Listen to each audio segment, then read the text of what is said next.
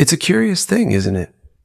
How the mind has a knack for crafting intricate scenarios that rarely, if ever, come to pass.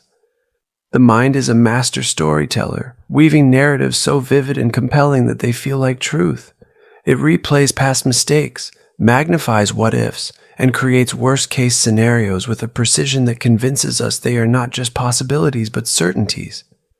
The mind whispers that these thoughts are who we are, that they define us, and that ignoring them would be reckless. It's easy to believe the mind's tales because they echo our deepest fears, insecurities, and desire for control, making the unreal feel undeniably real. The truth is, most of what we fear exists only in our minds, a reflection of our insecurities and need for control rather than reality itself. And yet, the distress we create in our minds doesn't stay there. It spills into our bodies. The body doesn't distinguish between a real threat and an imagined one. It responds as if every worry and fearful thought is an immediate danger. Heart rates spike, muscles tense, and stress hormones flood our systems, preparing us to fight or flee from an enemy that doesn't exist. Over time, this repeated cycle of false alarms can wear us down, both mentally and physically, pulling us further from what's real and possible. The concern here lies not in the worries themselves, but in how they can quietly shape the trajectory of our lives.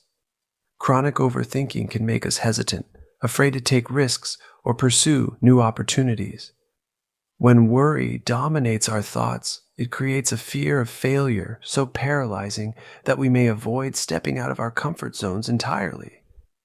Relationships can also suffer under the weight of constant anxiety. Unspoken fears can turn into misunderstandings, mistrust, or even isolation.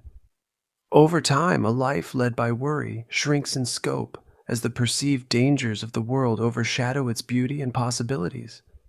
Physically, the constant state of stress and hypervigilance can lead to fatigue, weakened immunity, or more serious health issues, compounding the cycle of distress. And perhaps the most heartbreaking consequence is the loss of important moments, those fleeting, precious instances of connection, joy, and wonder that make life truly meaningful. Worry steals these moments by anchoring us in the future or the past, leaving us too distracted to fully engage with the present.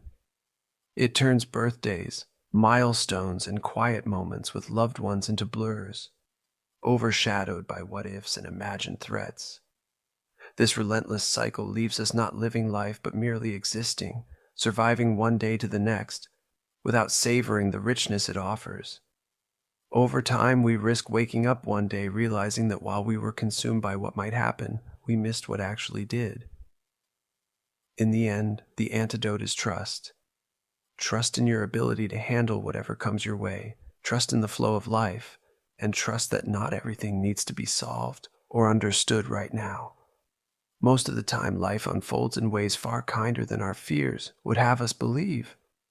When we let go of worry, we reclaim not just our peace but our lives, fully lived, deeply felt, and truly ours.